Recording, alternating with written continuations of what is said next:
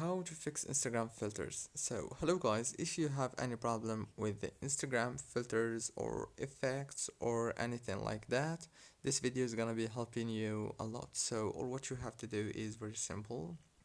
Just click on the settings on your phone and then go to the apps manager. Click on apps here again and then scroll down here. You will find all the apps that you have downloaded on your phone. Just search for Instagram and click on it like this. And now here click on the force stop option.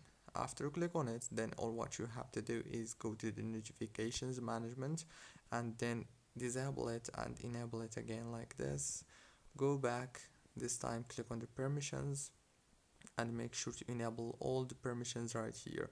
And after that, go back again and this time click on the data usage and make sure also to enable all the data usage options.